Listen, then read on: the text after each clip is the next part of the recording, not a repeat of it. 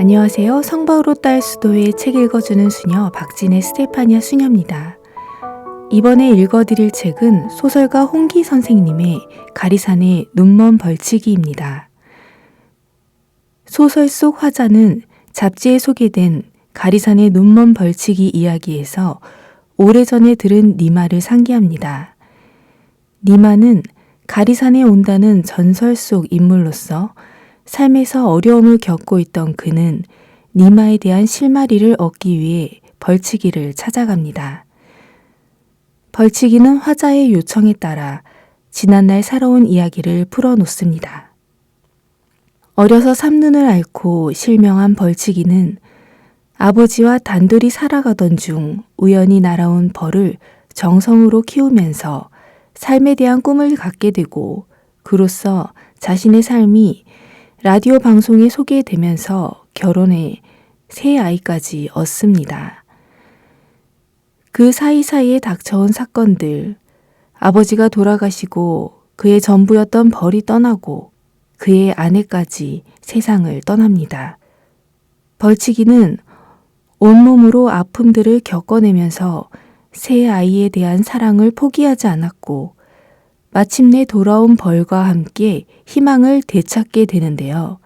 그 이야기 속으로 떠나볼까요? 가리산의 눈먼 벌치기, 책머리에. 그를 만나고 벌써 30여 년의 세월이 흘렀습니다. 처음에 만났을 때 그는 눈먼 몸으로 고만고만한 조무래기 셋을 돌보며 벌을 치고 있었습니다. 내 눈에는 모든 것이 불편하고 힘겨워 보였지만 그의 얼굴에는 평화로운 기운이 가득했습니다. 나는 인간의 행불행은 주어진 조건에 의해서가 아니라 스스로의 선택에 의해서 결정된다는 사실을 깊이 깨달았습니다. 이제 그의 이야기를 함께 나누려고 합니다. 그러자면 먼저 그 시절로 돌아가야 합니다. 어느 날 잡지에서 우연히 가리산에서 벌을 치며 살아가는 한 눈먼 사람에 대한 글을 읽었습니다. 그때 나는 영혼의 어두운 밤을 지나고 있었습니다. 이리저리 얽혀 풀리지 않는 일들과 현실과 가치 사이의 괴리와 미래에 대한 막연한 불안감이 나를 매우 힘들게 했습니다. 그런데 그 기사를 대하니 어쩌면 그를 통해 어두움을 벗어날 수 있는 해결책을 발견하게 될지도 모른다는 생각이 들었습니다. 곧바로 그가 살고 있는 강원도 깊은 골짜기로 찾아갔습니다. 나는 그에게 살아온 이야기를 청했고 그는 나의 청에 응했습니다. 금방 그의 이야기에 흠뻑 빠져들었습니다. 그의 삶이 너무나도 애틋해 심금을 울리는 감동으로 다가왔기 때문입니다. 나는 비로소 이 세상의 삶이 아무리 팍팍하더라도 그것은 더할 나위 없이 아름다운 것임을 깨닫게 되었습니다. 내가 힘들다고 투덜거렸던 바로 그 일들이 무엇보다 아름다운 일이라니 거기에 선뜻 동의할 수 있겠습니까? 하지만 누구든 그가 살아온 이야기를 들어보면 동의하지 않을 수 없을 것입니다. 내가 바로 그 증인입니다. 난 그로 인해 어둠에서 빛으로 건너왔고 그의 이야기에 작가적 상상력을 더하여 글로 풀어냈습니다. 그렇게 태어난 책이 가리산의 눈먼 벌치기라는 소설입니다. 30여 년이 지난 지금 다시 그 책을 읽어봅니다. 그때와 또 다른 감동이 나를 휘감아 옵니다. 한창 때의 벌치기는 어느새 주름 가득한 노인이 되었고 그의 꼬맹이 아이들은 성장하여 저마다 가정을 꾸미고 사회 구성원으로서의 역할에 충실하며 살아가고 있습니다. 죽음을 넘어서 그는 어려서 눈병을 크게 앓았다. 끼니만 겨우 이어가는 집안 형편이라 병원 치료를 받을 엄두도 내지 못했다. 그의 부모는 물에 빠진 사람이 지푸라기라도 잡는 심정으로 사람들이 권하는 약초나 풀뿌리를 다려 먹이며 아들의 눈병이 낫기를 바랐으나 상태는 점점 나빠질 뿐이었다. 마침내 물체가 안개 속처럼 희미하게 보이더니 곧 그것마저 보이지 않게 되었다. 그가 눈으로 본 것 가운데 기억에 남아있는 것은 한 가지뿐이다. 그것은 어머니의 등에 엎여서 본 구름 속으로 사라지던 은빛 날개의 비행기다. 하얀 실선을 그으며 미끄러지듯 사라지는 비행기. 이 세상에서 마지막으로 본 그 비행기가 지금도 가끔씩 눈앞에 어른거리곤 한다. 하지만 그 모습은 형체를 띠고 있지 않다. 그는 꿈에서조차 형체를 볼 수가 없어 마음으로 느끼기만 할 뿐이다. 어머니는 그가 4살 나던 해에 세상을 떠났으니 아마 그것은 4살 이전의 기억일 것이다. 처음에는 앞이 보이지 않는 일이 그다지 불편하지 않았다. 무엇이든 아버지가 챙겨주었기 때문이다. 그러나 자라면서 차츰 보지 못하는 것은 이만저만한 고통이 아니란 걸 깨달았다. 어느 때인가 그는 사람이 성장하면 결혼하여 아들, 딸 낳고 서로 부대끼며 살아야 한다는 것도 알았다. 그리고 모든 사람이 그렇게 한다는 사실도 알았다. 그걸 알고 나니 30이 다 되도록 장가도 못 간 자신이 한스럽기 짝이 없었다. 아침에 일어나서 아버지 대소변 받아내고 밥을 해서 소금에 찍어 먹고 산에 가서 긁히고 넘어지며 마른 나무 몇 조각이 해와서 다시 그렇게 밥을 지어 먹고 잠자리에 드는 그런 삶은 차라리 짐승의 삶만 못하였다. 살아서 뭐래유, 살아서 뭐래유. 그는 그 말을 주문처럼 외고 다녔다. 꼭 뭘 하려고 사는 건 아니지만 삶의 무게가 너무 무거워 고통스러웠다. 고통은 그의 모든 감각기관을 마비시켜 어디에도 희망이 보이지 않게 했다. 발 아래 펼쳐져 있을 낭떠러지를 그려보았다. 천길 아래에 수많은 바위가 송곳처럼 날을 세우고 있거나 아름드리 나무가 목을 빼고 있을 그곳. 이제 그곳으로 몸을 던져야 한다. 다음은 생각할 필요도 이유도 없다.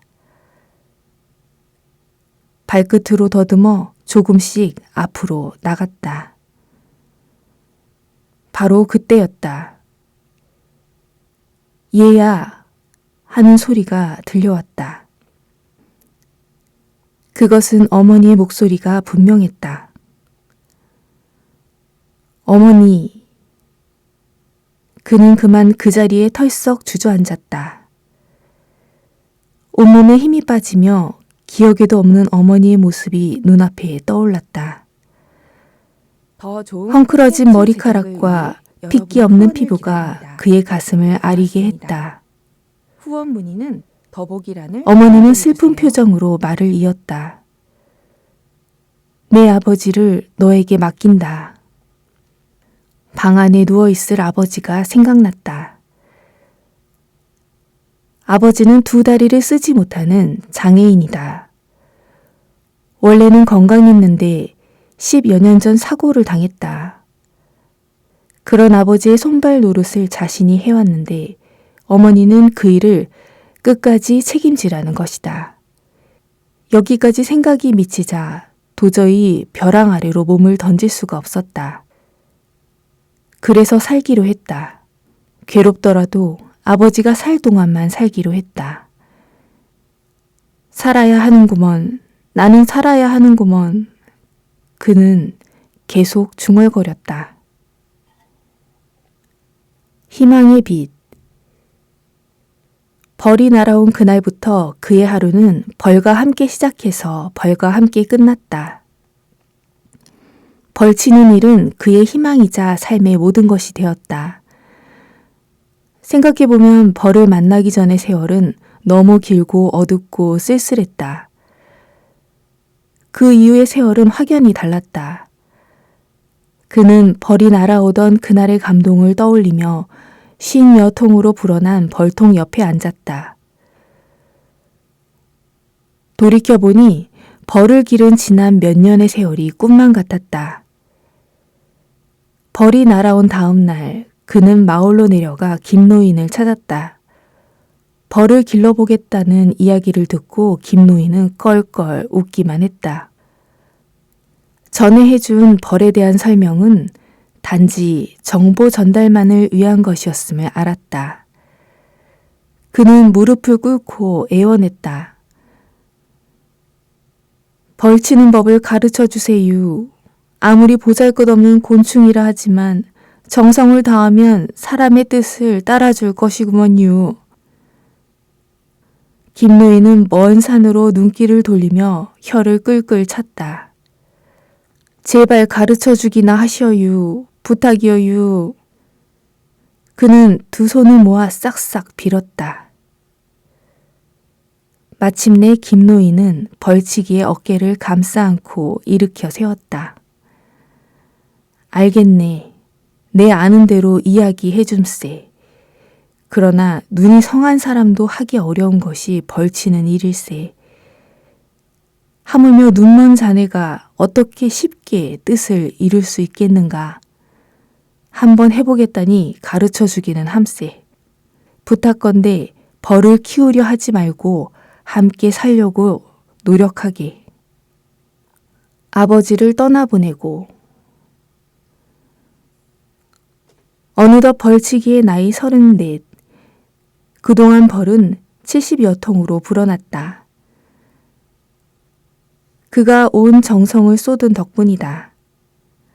아버지는 무슨 일인지 요즘 들어 집에 혼자 있으려고 하지 않아 동네 느티나무 아래 등받이 의자를 가져다 놓고 거기에 기대 앉아 하루 해를 보내게 해주었다.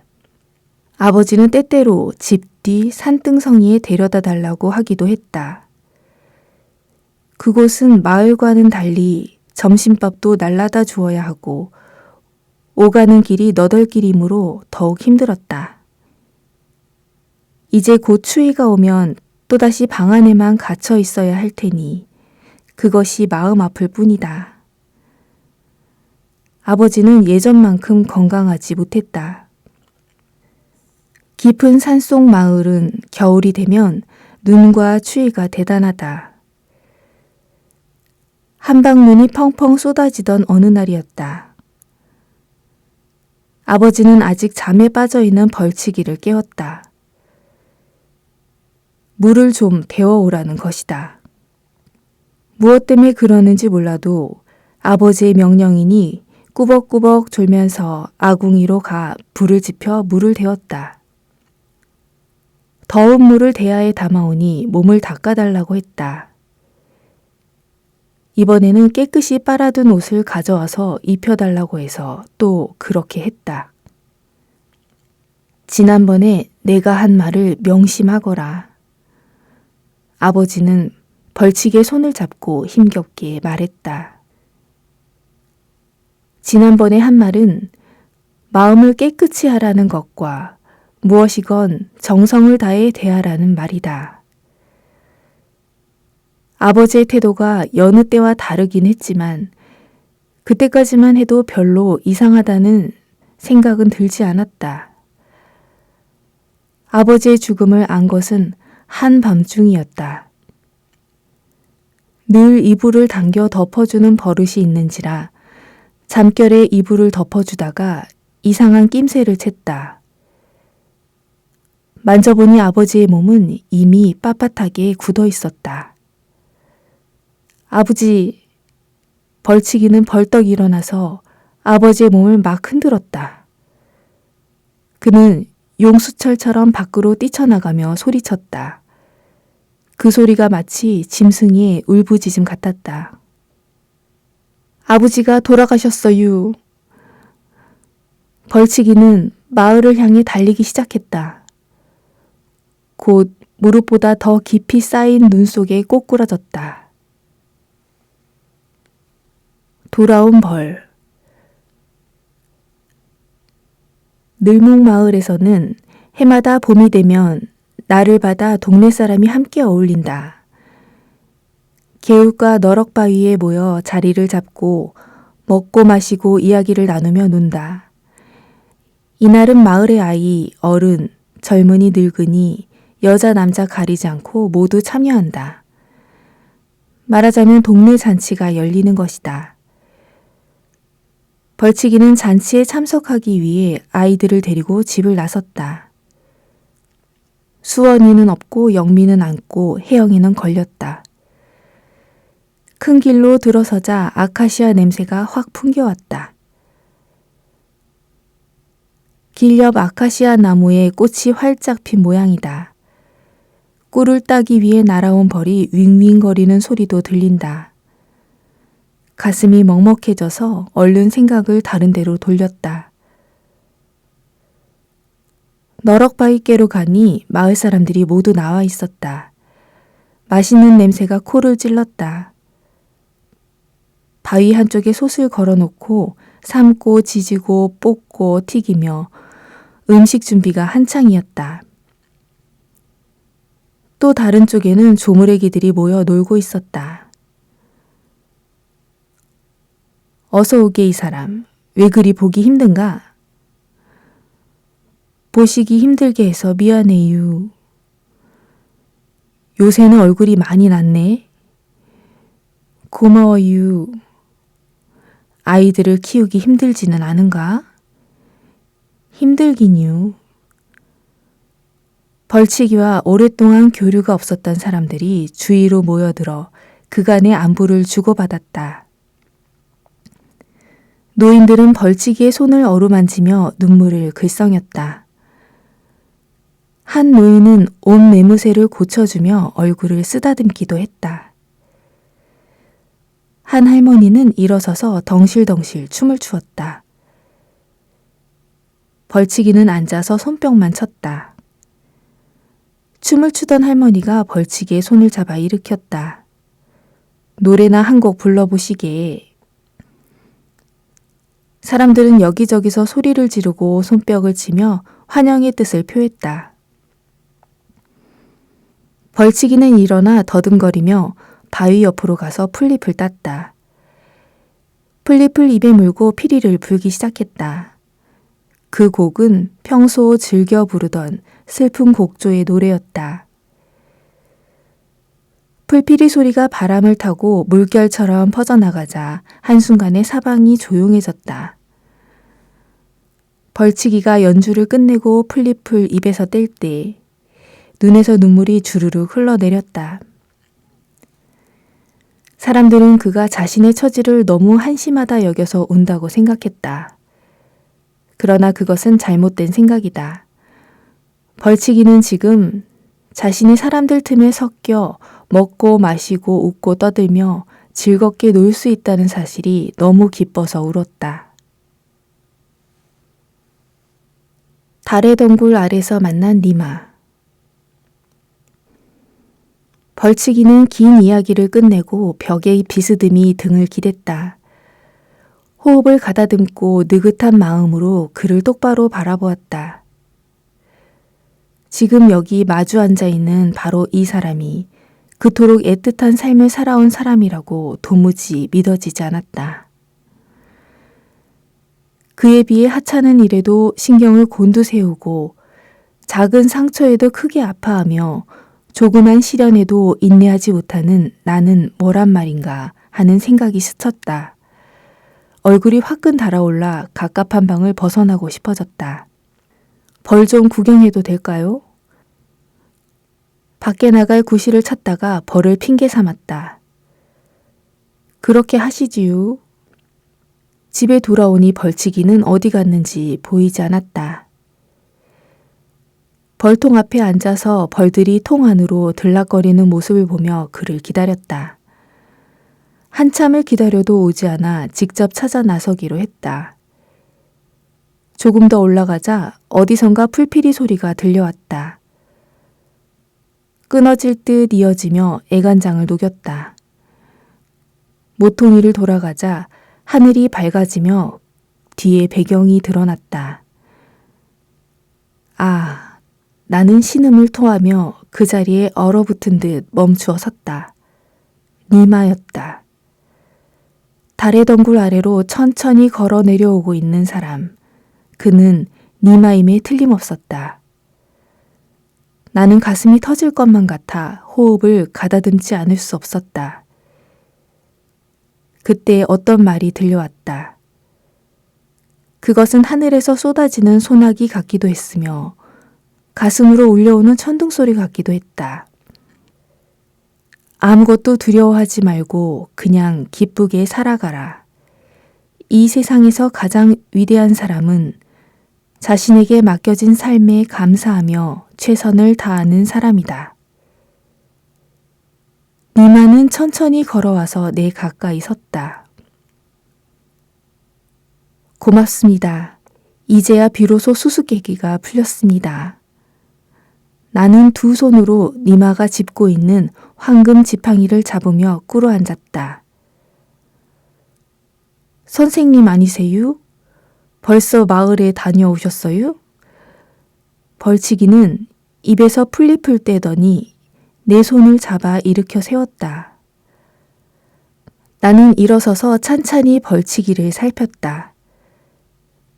그의 머리카락은 은빛이었고 짚고 선 나무 막대기는 황금 지팡이였으며 그가 불던 풀피리는 옥필이었다. 가리산에 오기로 약속되어 있던 전설 속의 사람이 바로 이 벌칙이라는 믿음이 일었다. 지금도 나는 그 사실을 털끝만큼도 의심하지 않는다. 그는 분명히 새로운 눈으로 나의 삶을 되돌아보게 한 니마였다. 사실 어두움은 아예 존재조차도 하지 않았다. 내가 스스로 거기에 갇혀 있었을 뿐이다.